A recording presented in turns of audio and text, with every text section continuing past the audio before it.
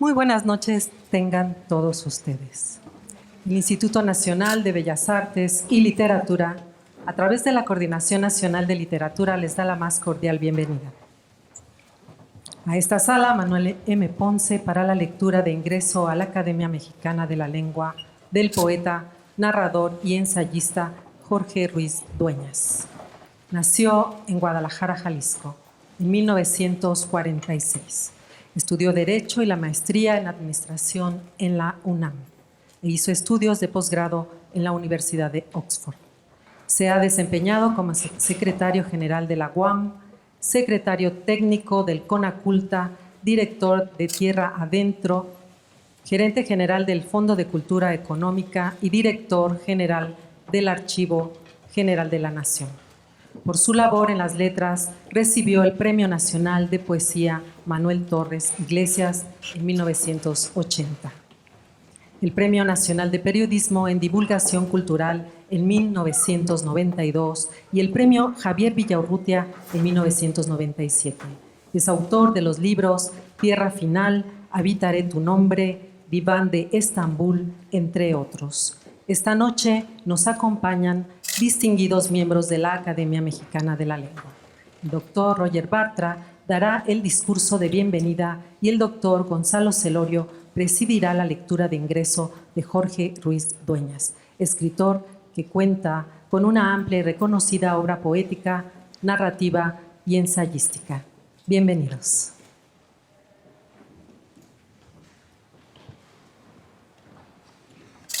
Buenas noches. Antes de dar comienzo a esta sesión solemne, quiero agradecer a las autoridades de la Secretaría de Cultura, del Instituto Nacional de Bellas Artes y de la Coordinación Nacional de Literatura la hospitalidad que nos brindan al permitirnos que en esta sala Manuel M. Ponce se lleve a cabo esta sesión de ingreso de don Jorge Ruiz Dueñas como académico de número a la Academia Mexicana de la Lengua.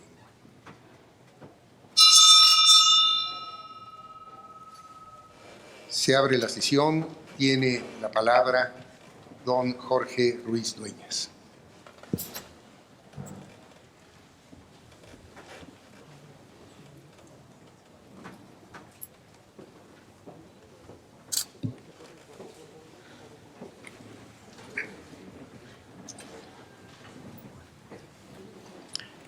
Muchas gracias.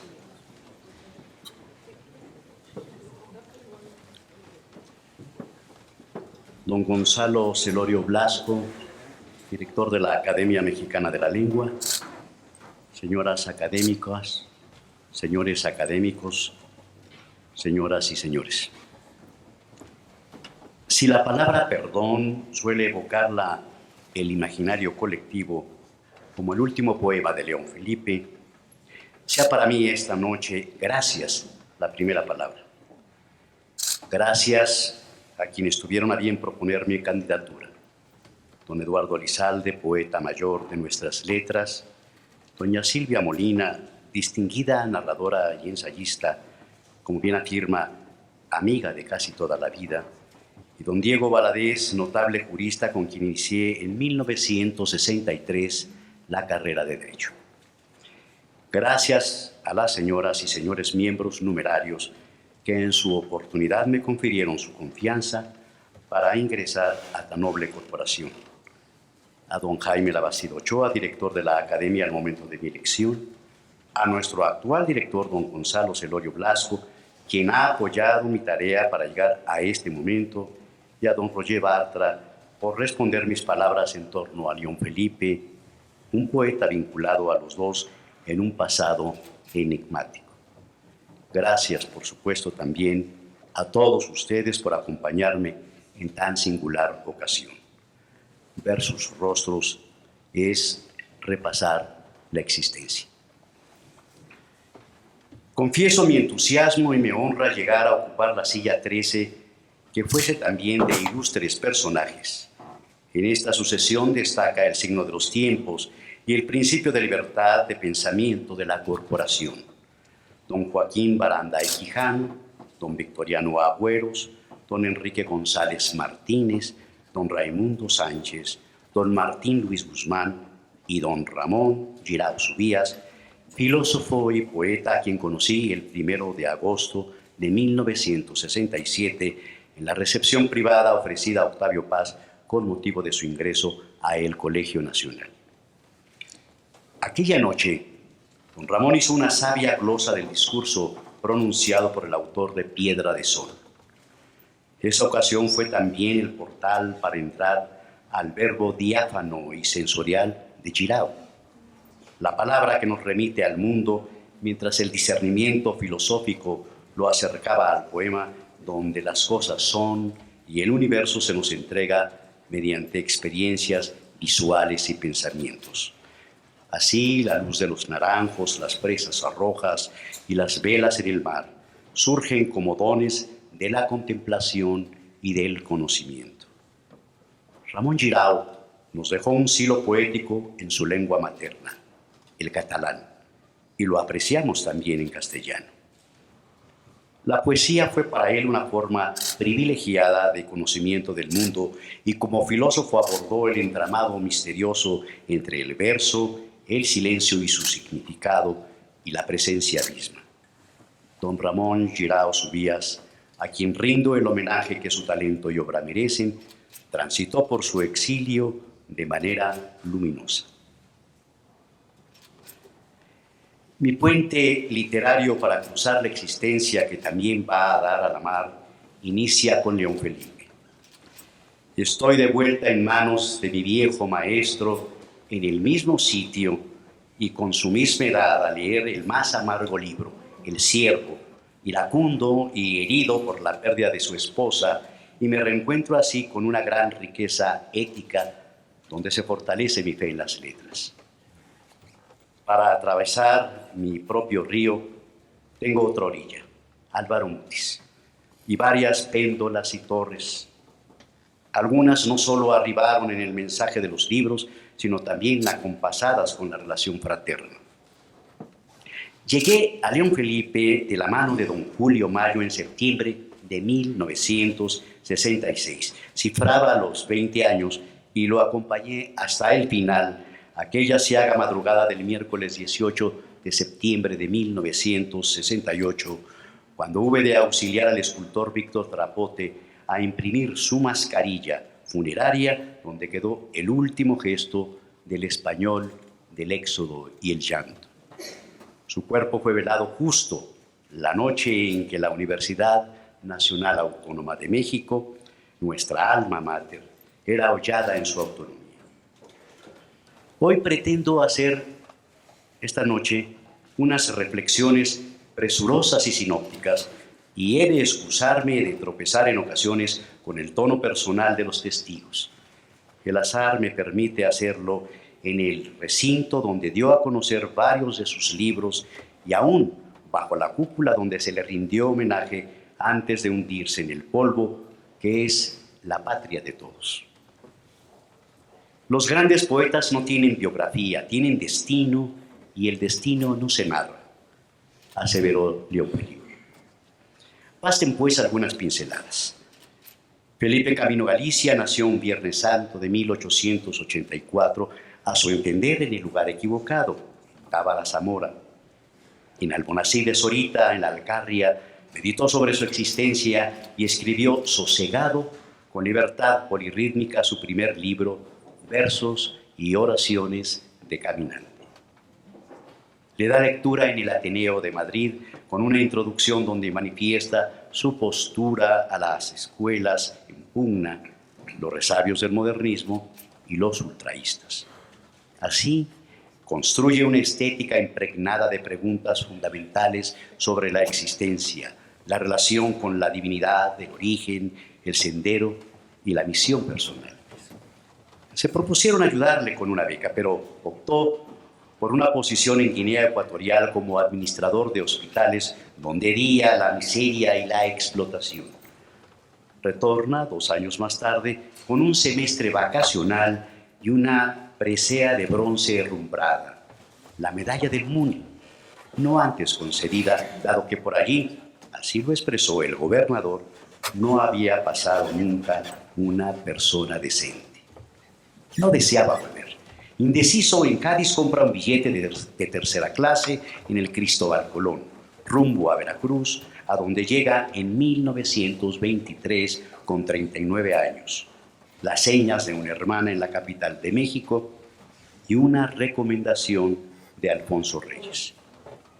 También encontró de asueto a Berta Gamboa, profesora mexicana radicada en Nueva York, y se eligieron con acierto. Casarían en Brooklyn con un estirriado presupuesto para la licencia, el autobús y una cena de cafetería. Federico de Onís intercedió luego y lo hizo estudiante de la Universidad de Columbia para después impulsarlo como profesor de literatura española, a la par que alumno de la Universidad de Cornell. Allá le da con ahínco, realizará traducciones y publicará el segundo libro de versos y oraciones de Caminante. 6 años más tarde, la pareja resolvió regresar a México. Luego vendrían más viajes, La Esperanza en la Segunda República. Su obra Drop a Star, la inclusión en antologías, la traición a la legalidad constitucional de España, el episodio de Goodbye Panamá, donde muestra un arrojo inquebrantable, su entrega a la causa republicana, las pugnas facciosas en la inminente derrota por el fascismo, denunciadas en el libro La Insignia, y el tornaviaje definitivo a México en 1938, mientras concluía a bordo El payaso de las bofetadas y El pescador de caña, cual mascarón de proa del más fértil de los exilios, del que aún memoramos sus 80 años, auspiciado por el presidente Lázaro Cárdenas. Aquí mismo resonarían al año siguiente los poemas del ex español del Éxodo y del Llanto. Después aparecerían numerosos poemarios y obras teatrales. Y sin olvidar quién era, estuvo en el centro de la diáspora, dispuesto no solo en aspectos materiales y urgentes, sino también en los proyectos para sostener su vigencia intelectual, la incorporación a las instituciones nacionales. La Casa de España en México, antecedente de El Colegio de México, la revista España Peregrina, luego convertida en Cuadernos Americanos, dirigida por don Jesús Silva Gerso, la Radio Cultural y nuestra Universidad Nacional. Además, supo catalizar la efervescencia literaria del Ateneo Español de México. En el ocaso del caudillo, y a pesar de sus vicarios, en España se publicó antes de concluir el año 1975 una antología preparada por Gerardo Diego. En relación con el poeta prohibido, no es de sorprender que hasta después se escribiesen allá monografías. El propio León Felipe habló de esta incomunicación en la revista Ínsula, y esto se explica por la brecha de la dictadura franquista y su sistemática censura. Esa distancia física y aún emocional hacia su obra abarcó generaciones y no es fácil de colmar. El tema de la periodización y pertenencia lo abordó muchas veces el propio Batlle. Contundente fue su respuesta meses antes de morir. Yo no soy de ninguna generación. Concluida la Guerra Civil Española en un estado de conmoción social, la dinámica del artista fue buscar respuestas, no solo ser testigo de su tiempo. León Felipe pudo sacrificar la estética en beneficio de la ética, como afirmó José Manuel Caballero Bonal. Nadie como él se esforzó por reflejar el espíritu de su era. Al tropezar en el camino con grupos o trazas literarias exigidas como peajes, cabe preguntarse con Pierre Bourdieu si ese actuar y la crítica destilada no es una forma de dominación, porque no hay tal espectador imparcial. Lo desvelado es el prejuicio y el apetito autoritario del poder simbólico de las palabras. La imposición de un canon vale para la literatura como para la esfera pública, pues se pregona una superioridad estética o una superioridad moral. Diversos estudios enfocan sus observaciones sobre la obra de León Felipe con base en pretensas influencias directas. El erudito estudia los poemas, los pesa y mide, disecciona los versos y encuentra los huesos de las palabras. Pero quien busca explicar al poeta pretende desvelar el poder del lenguaje, el mundo y la existencia misma. Tiene razón Juan Frau en alertarnos sobre el reduccionismo, pues no lleva a hacer una buena lectura del poeta, como ha sido recurrente en la crítica. Es menester resaltar la presencia de Berta Gamboa, compañera hasta los últimos momentos de las barricadas y del exilio inminente. Berta, de origen poblano, había realizado sus estudios en una escuela evangelista con dominio del inglés. Haberse formado en esa tradición propició a León Felipe una mirada diferente de las escrituras. También hay rasgos aún por revelar en su poética provenientes de la estancia en Cornell.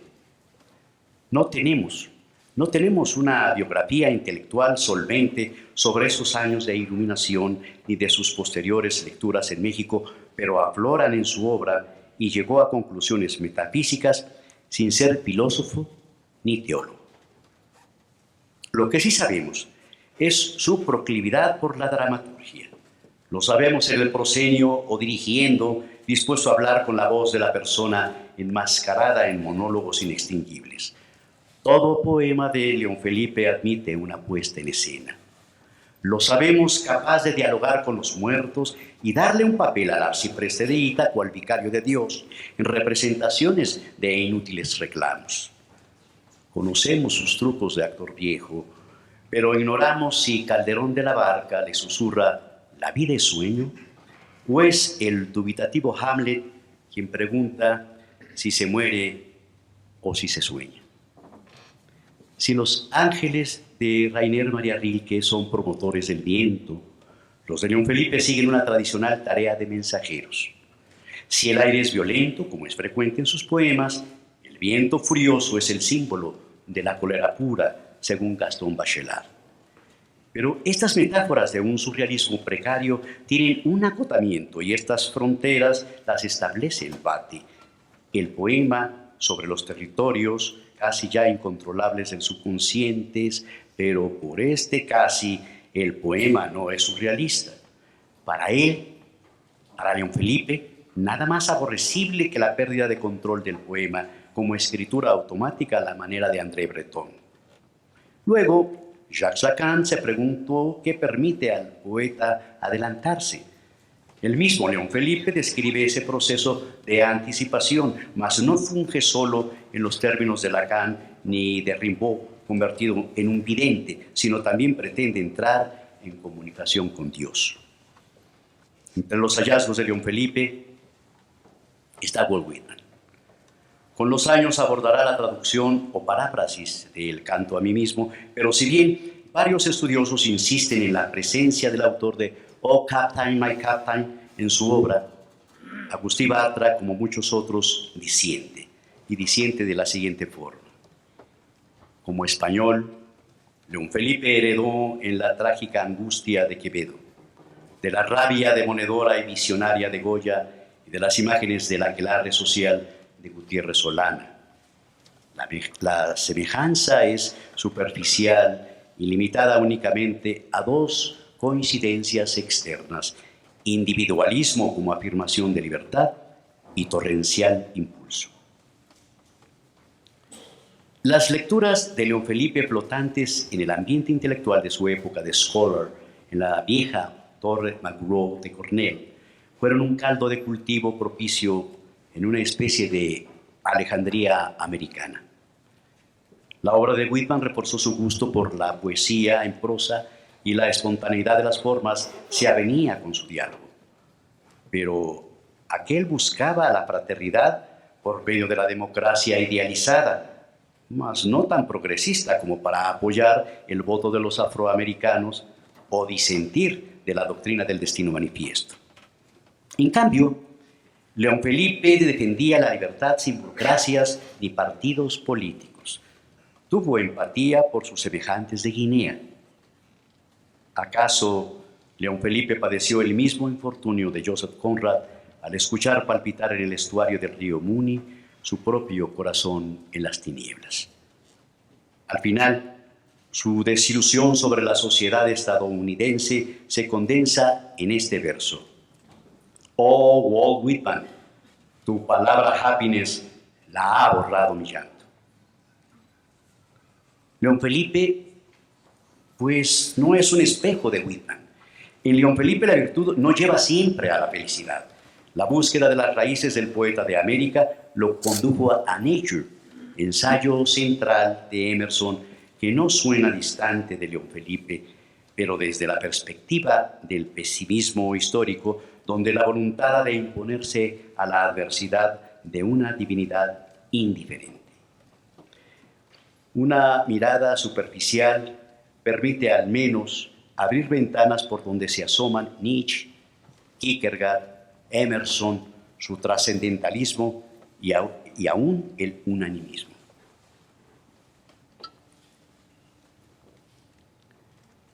La lectura de las obras de Søren Kierkegaard entre los muros de la Universidad de Cornell, merced a los guiños de Unamuno y Machado, reforzaron su convicción contra la burocracia eclesiástica y franquista y el Vaticano, indiferentes a los desastres de la guerra y el genocidio nazi.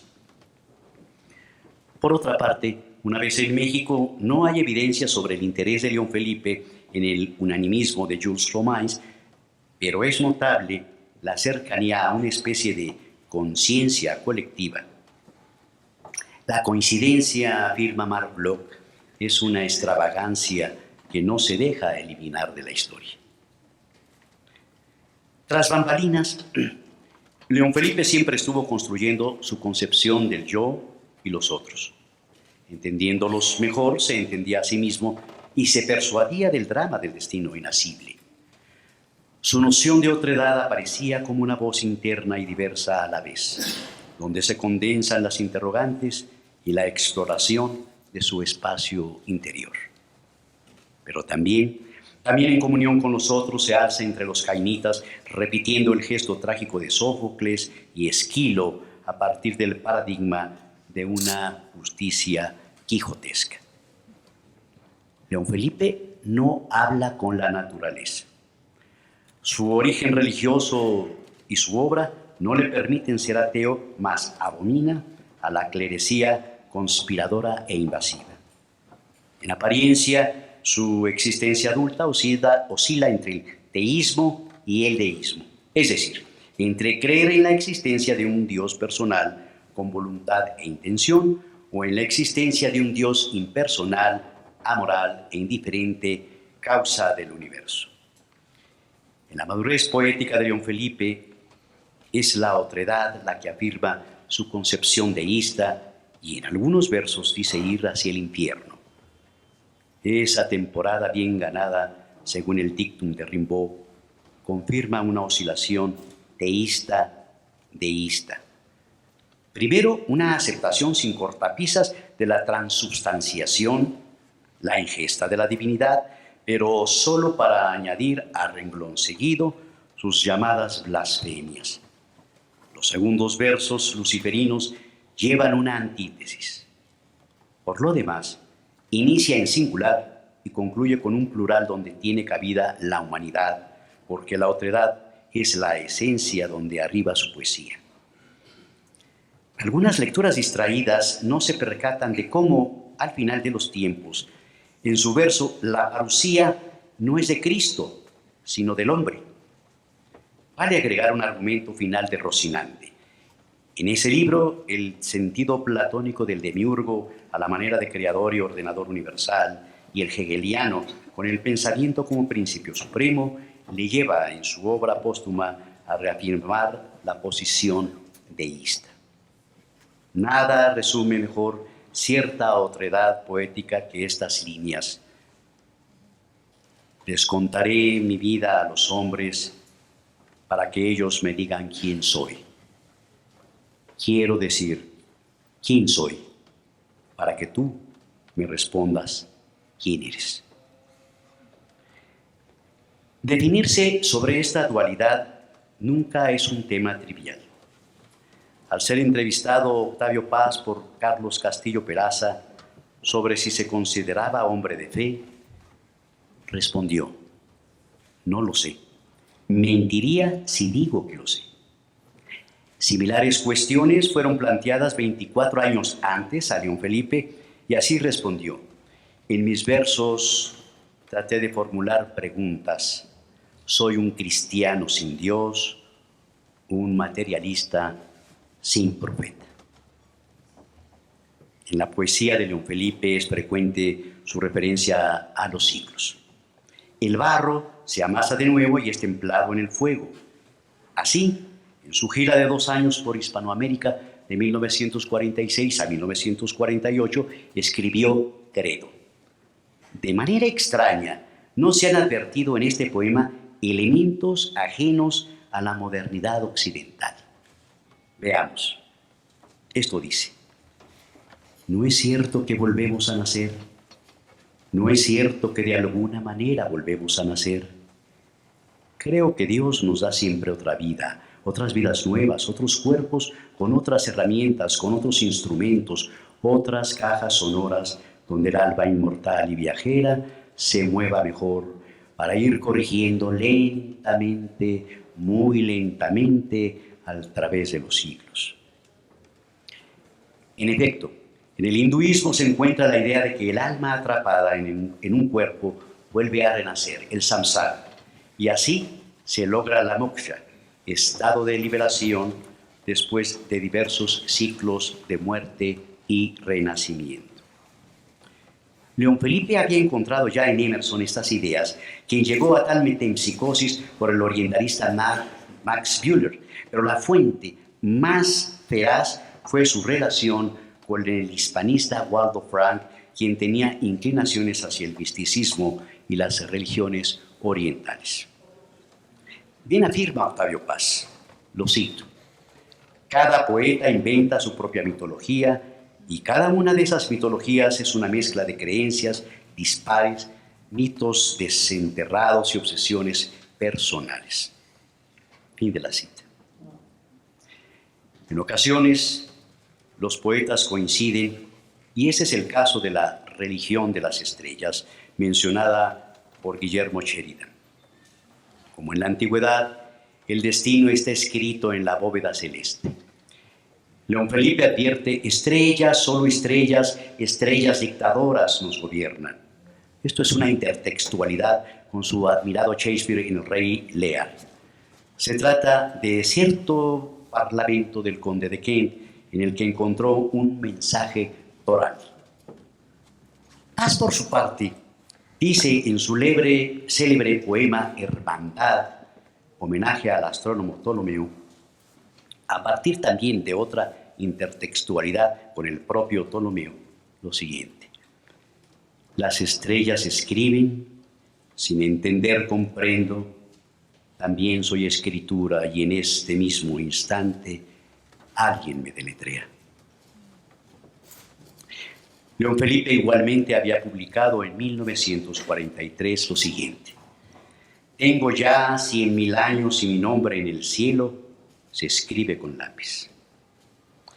De Ptolomeo a Shakespeare y de León Felipe a Paz hay un movimiento perpetuo y una lectura del destino en la que el hombre es protagonista insignificante en un tiempo sin final que lo devora o fluye en una temporalidad cósmica. Empero, Lo insoluble para nuestro poeta desde la perspectiva religiosa es la conciliación entre el libre albedrío y la predestinación, entre la libertad del hombre y la omnisciencia de un creador. León Felipe maduró su concepción de la palabra. Busca primero su nombre, pero por el tejedor de versos hablan todos, y este peregrino del idioma desea un solo y gran poema agonista. Pide todas las lenguas en un salmo único. En su vida también hizo traducciones para regocijarse con la poética de otros, y así se fundía con el isabelino como gente de teatro que ambos fueron. Pero fue la traducción en 1941 del Canto a mí mismo la causa de una polémica. La crítica acre vino de Jorge Luis Borges, quien publicó su propia versión hasta 1969. Sobre el asunto, algunos ya han dicho, León Felipe es muy buen poeta para ser un fiel traductor. Los auténticos poetas hacen vivir todo lo que tocan. Pero en Ganarás la luz, León Felipe saldría al paso en los siguientes términos. Lo que hago con el libro de Jonás y con el libro de Job, lo hago también con el de Whitman, si se le antoja al viento. En la crónica temporal lo esencial es la palabra que nadie debe trastornar. En la crónica poética o en el versículo sagrado, lo esencial es el espíritu que yo no cambio nunca, aunque modifique las palabras y quiebre la forma. Los cantos 44 y 45 de Son of Myself están contenidos ya en el capítulo 8 de los Proverbios. Yo no sé si Whitman lo sabía. Los scholars dirán que casi es una paráfrasis. Ahora mismo, al volver a leerlos, ya no sé si son de la Biblia, de Whitman o míos. Míos quiere decir del embudo y el viento. Hasta aquí León Felipe. Para mitigar el ardor de los estetas de la literalidad, deben recordarse experiencias remontadas al grupo de Jena en torno a la revista fundacional Atheneum de 1798 del romanticismo alemán temprano, impulsado por los hermanos Schlegel y la participación de Novalis, denominadas Comunismo Literario. Asimismo, la revista experimental de Walter Benjamin y el proyecto de Maurice Blanchot en la Revue Internacional. Pero hay otros ejemplos de la polifonía literaria comunal frecuentada por León Felipe, que nos permiten confirmarlo. Esto lo vemos en el estudio de Mario Castro Arenas al referir 3 versiones del Rey Lear con siglos de distancia y diversidad idiomática. La recopilación historiográfica de la general gran historia de Alfonso X el Sabio, del siglo XIII, King Lear, de William Shakespeare, representada por primera vez en 1606, y la novela Le Père Goriot, de Honoré de Balzac, publicada en 1834 a partir de una misma fuente, Historia Regum Britanniae, de Godfrey de Monmouth, escrita en 1136. Y sin duda Honoré de Balzac conocía perfectamente la obra de William Shakespeare. No se puede entender la andadura de León Felipe, su canto compartido, su voz comunal, sin comprender el espíritu de justicia profesado. Para llegar al punto son idóneas las palabras de Jorge Cuesta a partir de la aparición del español del Éxodo y del llanto. La de León Felipe es, dice Cuesta, una poesía dictada por la pasión, una pasión moral, una pasión por la justicia tan sincera y tan individual que no es posible confundirla con la pasión colectiva de un hombre de partido. Desde Goodbye Panama expresó León Felipe su indignación por la tragedia de España. A partir del primer momento está decidido a ayudar a los demás, pero no a salir del frente de Madrid. A la pregunta responde como siempre: no, señor, yo no soy del partido ni soy de ningún partido, no lo he sido nunca y creo que no lo seré jamás. Ya en Valencia, se percata de cómo las múltiples facciones son un factor adicional a la desproporcionada batalla contra el fascismo. De ahí surge el reclamo en la insignia, leída con grandes riesgos en Barcelona el 28 de marzo de 1937, en un cine desbordado por alrededor de 4.000 combatientes, aunque ya era tarde. En una entrevista de Emanuel Carballo, al decirle a León Felipe, se ha dicho que usted es un anarquista. Contestó refiriéndose al episodio de la insignia con un dejo desesperanzador. Los anarquistas aprovecharon uno de mis poemas, nada más. No soy nada y no soy nadie. León Felipe estuvo con la justicia, no con los partidos. Bien dijo Gabriel Zelaya, León Felipe tuvo el sentido de la realidad que a ciertos poetas del realismo socialista les faltaba. Como a Paz no le gustó el dogma de ese tipo de socialismo ni la estética de la poesía pura. Fue un poeta antipolítico y anticlerical, un humanista. En la pérdida de la inocencia del hombre y la incertidumbre sobre todo lo creado, personalmente encuentro ciertas semejanzas de León Felipe con Giuseppe Ungaretti y pienso en Il Dolore, publicado en 1947. Pero con Yevgeny Yevtushenko, el poeta siberiano que le visitó en 1968 con un enorme ramo de rosas rojas, tuvo varias coincidencias y a Yevtushenko le gustaría recordarlas en 1997 con Gabriel García Márquez. El punto de mayor conexión entre ellos era la causa hebrea, el célebre Babi Yar, que rememora el asesinato en un barranco cerca de Kiev de más de 35.000 judíos a manos de los nazis durante dos días en 1941, tal como León Felipe se duele del Holocausto y llama a todos los judíos del mundo mis amigos, mis hermanos. Los dos ven en Ana Frank un símbolo de esa catástrofe y en ella la humanidad entera. De Guernica a Auschwitz hay un arco de infamia histórica y esto los perturba. León Felipe demostró siempre una gran capacidad de adaptación. Describía esta capital como un sitio donde era posible vivir sin menoscabo de la dignidad. Vine aquí, dijo León Felipe, casi como el primer heraldo de ese éxodo. Después México me dio más amor y hogar, una mujer y una casa.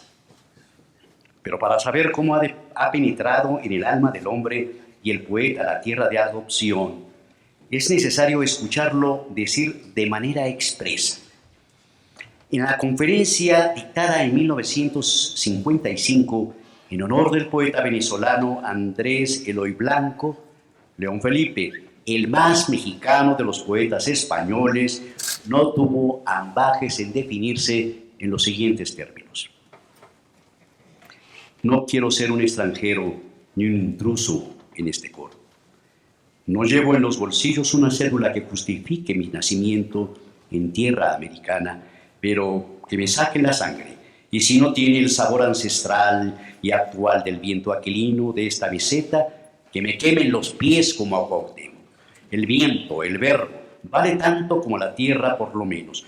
No discutamos sobre el valor de nuestra carne indisoluble que está hecha de los dos. Mestizo soy como mexicano el de mañana. Mestizos somos todos por la fuerza del viento y por el milagro del amor.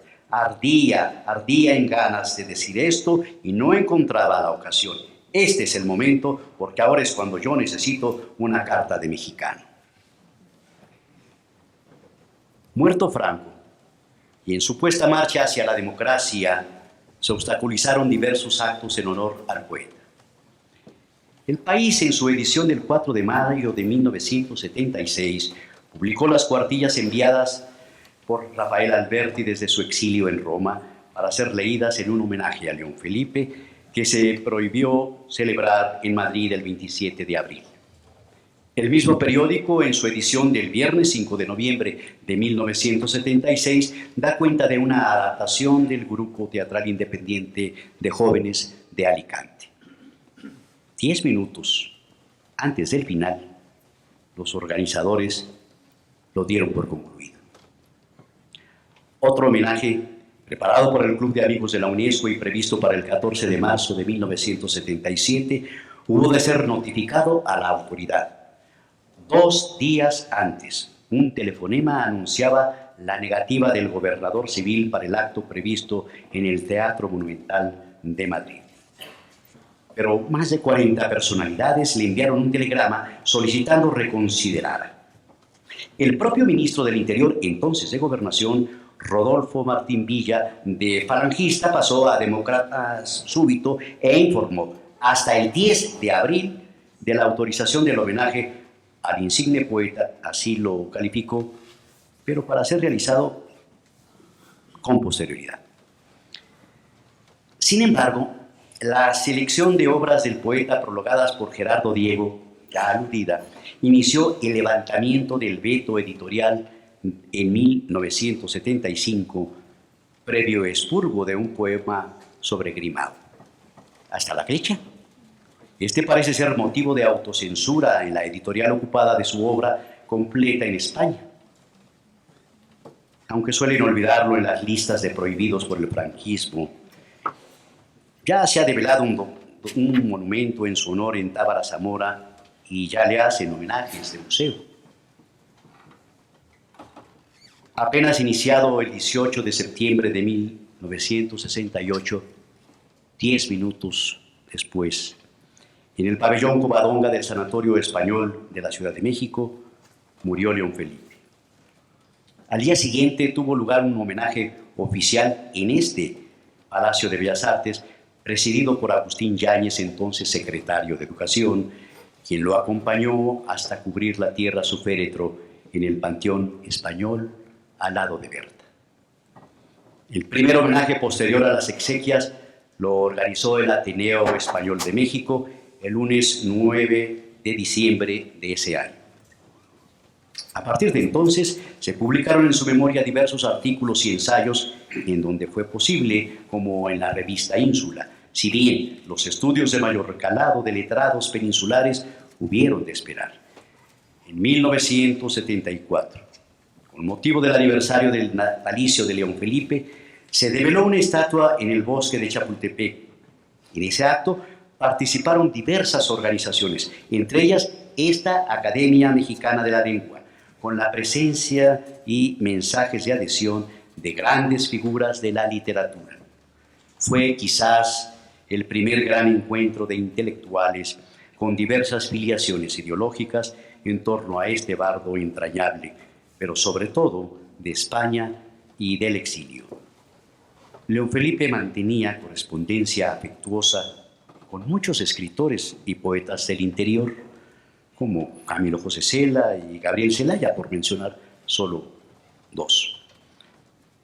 Por ello, se había dolido de un poema escrito al calor de los hechos sangrientos, donde decía que los exiliados se habían llevado la canción y el salmo, pero esto no a favor de las figuras de la Santa Cruzada, sino para terciar en una inconsecuente disputa contra los intelectuales que permanecieron o retornaron a España, que era dirimida entre los poetas del interior y los del exilio, al asumir de aquellos lo peor.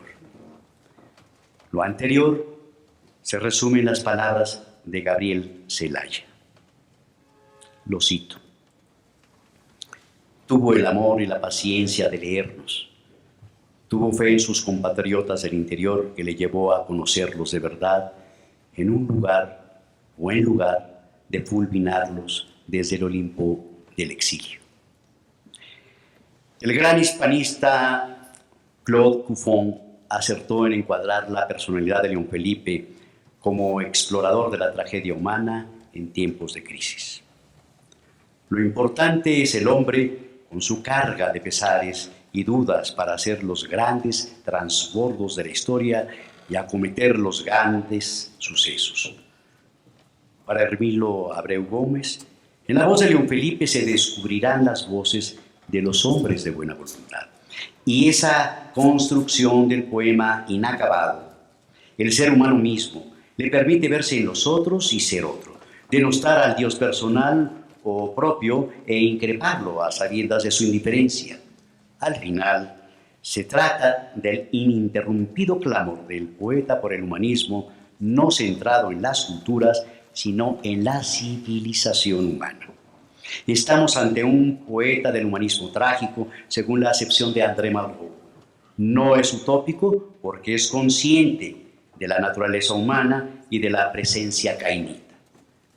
La noticia y asalto y muerte de un niño jorobado en 1965 le estremece y entonces se reinicia la aventura del verbo. Antes, durante su gira de 2 años, entre 1946 y 1948, por Hispanoamérica, solicitó al gobernador de Zulia, en Venezuela, visitar cierto leprosario. Se quedó 10 días a la ida y otros tantos al regreso. Así lo dice. Estuve en un leprosario junto al lago petrolífero y sofocante de Maracaibo. Me senté a la misma mesa con los leprosos y un día, al despedirme, les di la mano, sin guantelete como el Cid. No tenía otra cosa que darles. En Perú, ya en su retorno, entregó como donativo para la beneficencia todos sus ahorros. Y quizás estos rasgos llevaron a Gerardo Diego a escribir a su muerte. Cito: no podría juzgar la poesía de León Felipe, solo quererla, abrazarla. Para mí, antes que todo, es no una obra, sino un hombre. Todos los poetas somos forja de nuestras circunstancias. Lo importante es encontrar en el poema un balance entre la estética y la ética. La reclamada por nuestro momento histórico, como los rezos de todas las religiones, dichos en voz alta, para elevarlas hacia su ideal superior en esa paloma que indaga entre las linternas de los domos. León Felipe insistió así en una vaga fe cristiana después de reconocerse en Edipo, en Fausto, en Prometeo, en el gusano, en el lagarto, en los profetas y en los mendigos, en el fuego y en el viento. León Felipe quería hablar con Dios para hablar con el hombre y entender el mundo como lo hacen los locos y no los filósofos. Su concepto de límite no era físico, sino espiritual. Su rezo es la transgresión, la ira, la alegoría, la parábola. Barro y arcilla son metáforas de finitud e imperfección. El poeta duda, se pregunta, dice las cosas que a uno le pasan y en uno se refleja la vida de todos. Aspiraba a la perfección imposible del mundo más allá de la finitud humana mediante la metamorfosis del hombre larvario. Es verdad, el lenguaje, el instrumento del poeta no es siempre racional, es emocional, es mágico, insondable. Esa era su fórmula de Prometeo, la sugerencia de una mutación de carácter moral. Por ello, al final de su existencia, el asceta quiere estar en armonía con el mundo. Ha pedido perdón y se retira como el actor al pronunciar el último parlamento de su drama personal. Si habla de llorar, no es el caso de un acto lacrimoso y esa secreción humana, carnal, amarga y metafísica es un dolor existencial en busca de la enigmática transparencia. Sufrir es redimirse. No hay iluminación sin fuego, es cierto. León Felipe lo sabía, pero también que todas las lágrimas del mundo caben en una gota donde emana la luz. Si, como dijo el Señor del Viento, un poemario es un testamento, la metáfora de la vida, el poema abierto y comunal, la ardentía épica, serán siempre válidos para defender la esencia humana ante el poder aberrante. Por eso mismo, la cruz de su amigo el carpintero no lleva un efigie. Nunca, nunca con su voz de varias escalas dejó de decir: no preguntes quién falta aquí, di, falto yo y te pones tú.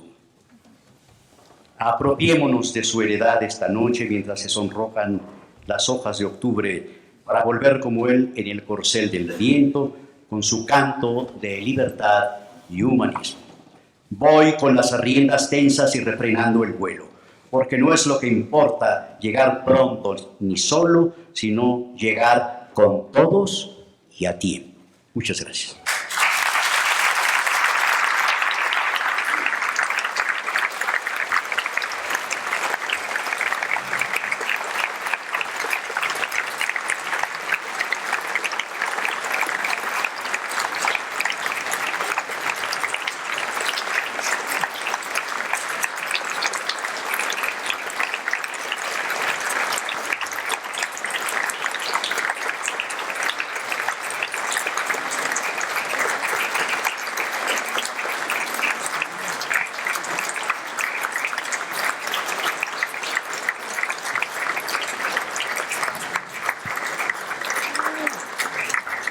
Vamos a proceder ahora a imponerle las insignias académicas a don Jorge Ruiz Dueñas.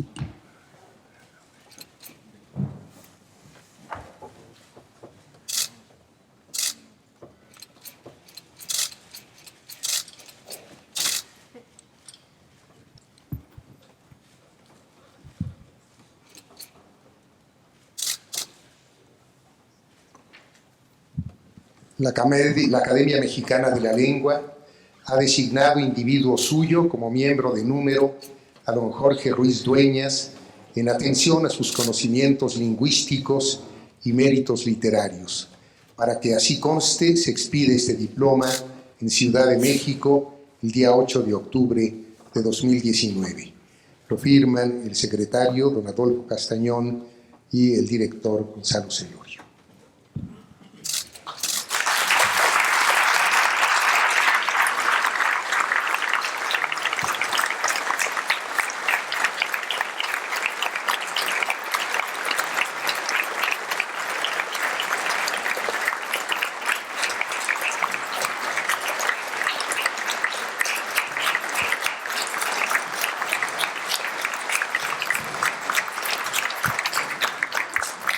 Para responder a este discurso y darle la bienvenida en nombre de la corporación, tiene la palabra don Roger Bartra.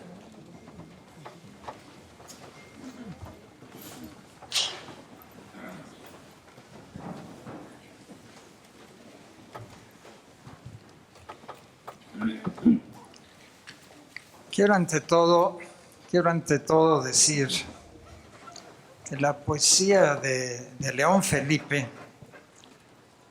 es un lazo que me une estrechamente a Jorge Ruiz Dueñas. Yo no soy poeta como ellos, pero nací en la poesía y no puedo vivir sin ella. Por ello celebro con entusiasmo la entrada del poeta Jorge Ruiz Dueñas a la Academia Mexicana de la Lengua y que ocurra bajo los auspicios justamente de León Felipe, a quien dedicó su discurso de ingreso. Yo quiero decirles, es un tono personal, que yo crecí con la presencia de ese personaje mítico, el gran poeta León Felipe, a quien recuerdo con su barba de viejo eterno y con su bastón en el que apoyaba su enorme sabiduría. León Felipe era amigo de mi padre y su figura está impresa en mi memoria de niño y de adolescente. Con frecuencia acompañaba a mis padres a visitarlo. Para mí era un gran símbolo del exilio español, un poeta que compartía con mi padre el dolor de una España aplastada por la dictadura franquista.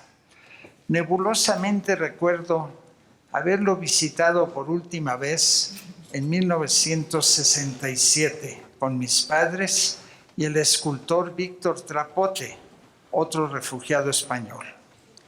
Este escultor es precisamente quien hizo al año siguiente, como lo ha mencionado Jorge hace unos momentos, la mascarilla funeraria del gran poeta con la ayuda de Jorge. Me estremece imaginar el rostro potente de León Felipe sumergido en yeso para obtener la última impresión de su cara. Puedo suponer que en ese momento se selló el lazo del poeta de la tierra con el cantor de los mares.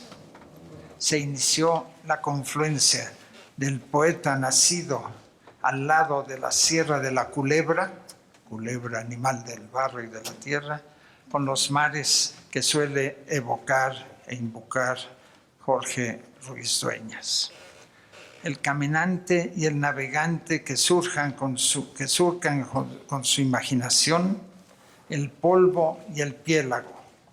Unos versos de Jorge podrían evocar ese momento. Son los siguientes.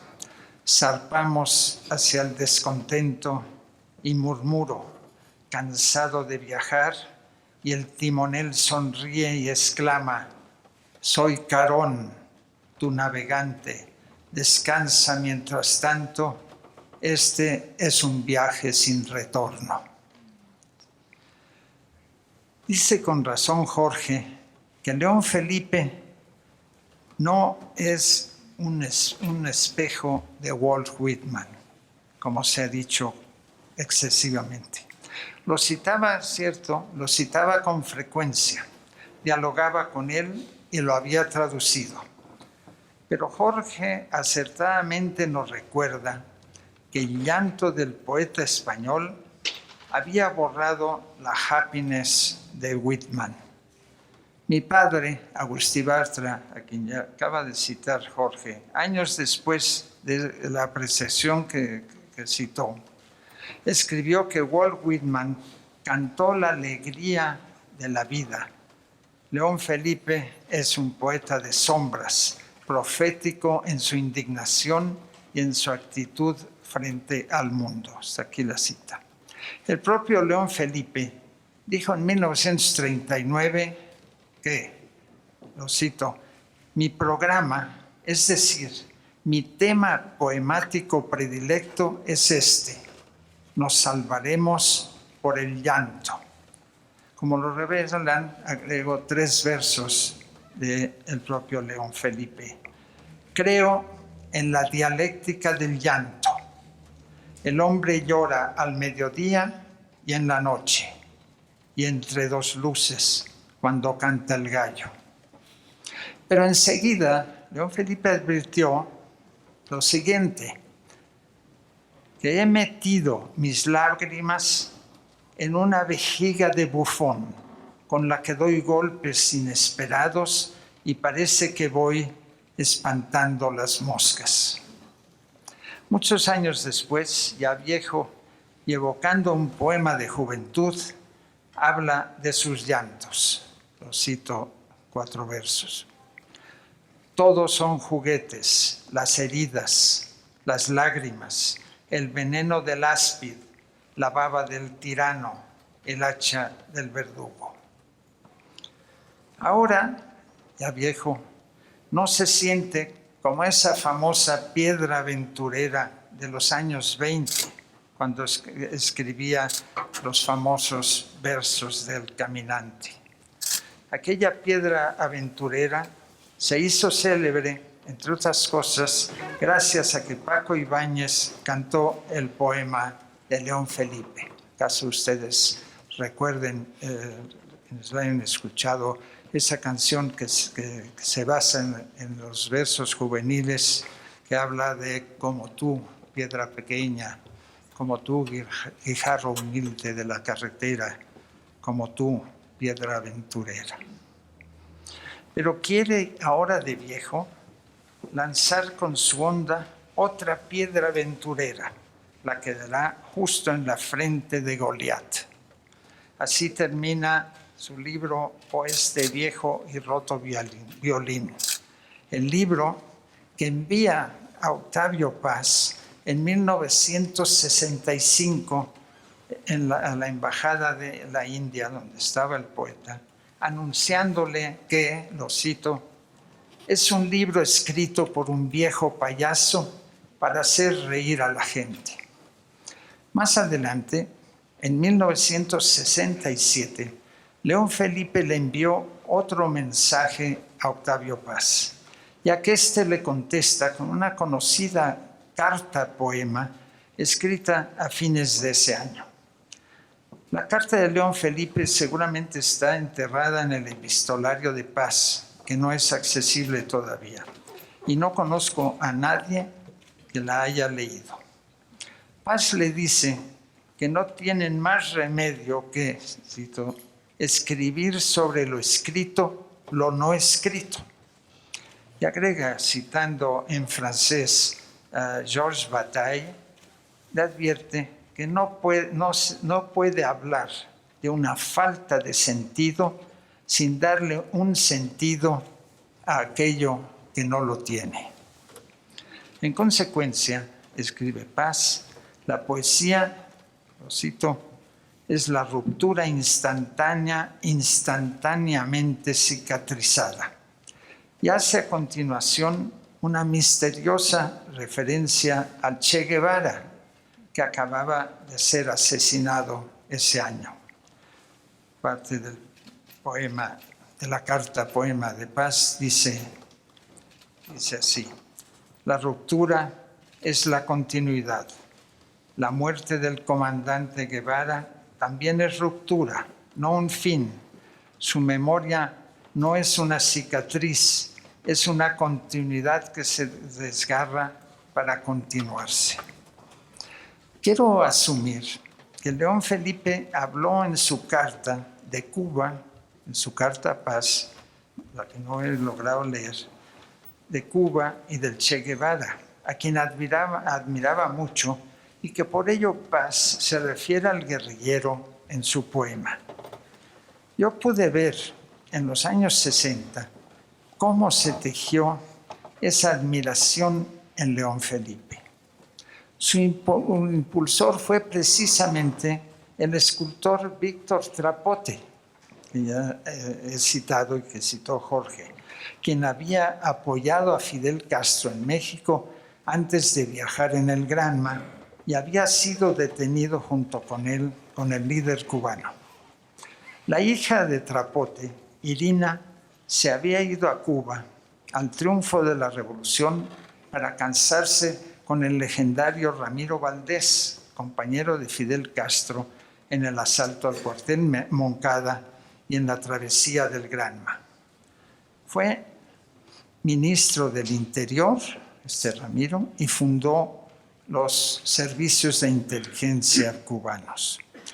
La influencia de Víctor Trapote y de su hija Irina en León Felipe era muy grande, a pesar de que, como ya lo ha señalado Jorge, el poeta se había mantenido alejado de toda militancia.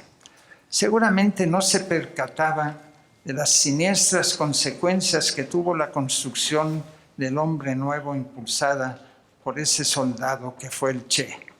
Y tampoco Paz era plenamente consciente de ello todavía.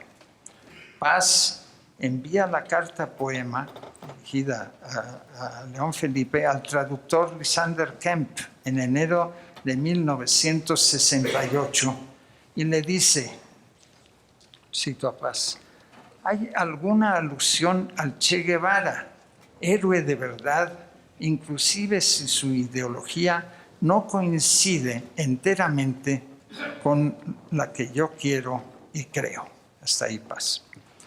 En marzo de 1968 le escribe al pintor Vicente Rojo, quien le ha enviado copia de la publicación en México de la carta poema contestando a León Felipe. Y le dice: ¿se habrán ofendido? Se refiere a León Felipe. No puedo creerlo, que no le había contestado.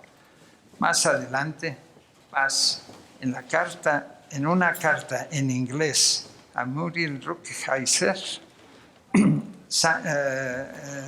le confiesa que no sabe si incluir en lo que ella está traduciendo la carta de León Felipe, un poema que le gusta porque alude al Che Guevara, de quien dice que es one of the few heroes of our time, uno de los pocos héroes de nuestro tiempo. No era difícil encender en León Felipe la pasión por la justicia, ya lo ha mencionado Jorge en su discurso. Su indignación por la tragedia de España fue enorme, como bien ha señalado en su discurso Jorge. Pero ello no le llevó a acercarse a algún partido. Lo afirmó muy bien en unos versos de su libro Ganarás la luz, y que quiero leer aquí. Hay dos Españas, la del soldado y la del poeta, la de la espada fratricida y la de la canción vagabunda. Hoy hay dos Españas y una sola canción, y esta es la canción del poeta vagabundo. Soldado, tuya es la hacienda, la casa, el caballo y la pistola. Mía es la voz antigua de la tierra. Tú te quedas con todo y me dejas desnudo y errando por el mundo. Mas yo te dejo mudo, mudo.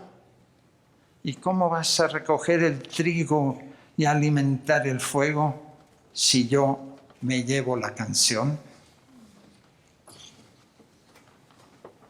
Pero la voz de León Felipe no siempre fue la más antigua de la tierra. El viejo mar también lo atrajo, como a Jorge, y alguna vez pensó que acaso era Jonás, que la gran ballena, como se sabe, se lo había engullido. Alguien lo arrojó al mismo mar abismático que tanto ama Jorge. Dice así León Felipe: pero un día me arrojaron al abismo, las aguas amargas me rodearon hasta el alma, la ova se enredó en mi cabeza, llegué hasta las raíces de los montes, la tierra echó sobre mí sus cerraduras para siempre. ¿Para siempre? Quiero decir que he estado en el infierno y no canto la destrucción. Apoyo mi lira sobre la cresta más alta de este símbolo. Yo soy Jonás.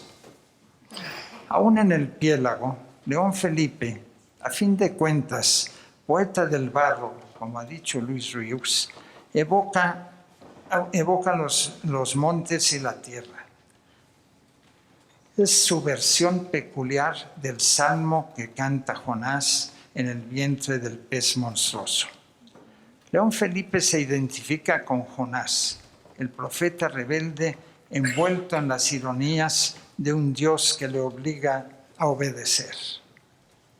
Por su lado, Jorge adopta el símbolo de la ballena, como sabemos que nos lo hemos leído, el símbolo de la ballena y de los mares para vivir su poesía. Se identifica con el monstruo mismo. Leo unos versos de Jorge. Yo, Leviatán, yo, la asediada gris de los desiertos litorales, yo, viajera ártica, yo, señora de lagunas y canales, yo, abismal y mítica, yo, macho lascivo, yo hembra amantísima, yo ballena. Pero la poesía de Jorge es mucho más vasta que sus ballenas. Es también el inmenso desierto que evoca compasión. Es el amplio y atractivo erotismo en el que baña gran parte de su poesía.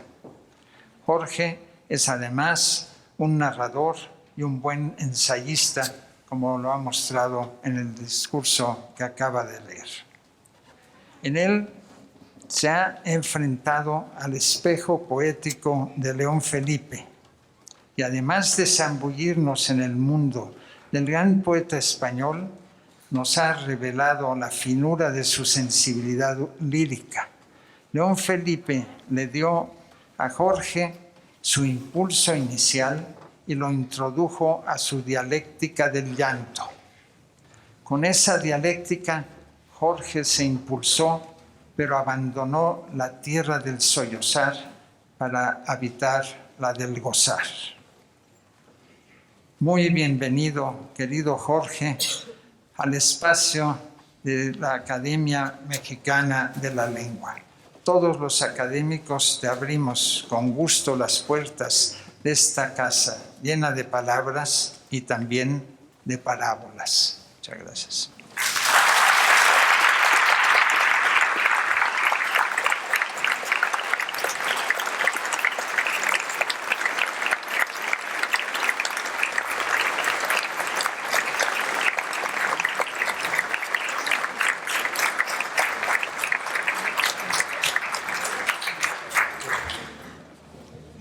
Se levanta la sesión.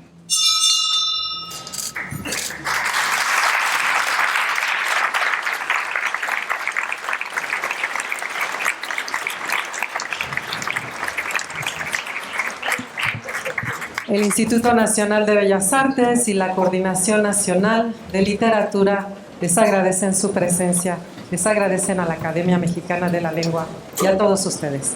Muy buenas noches.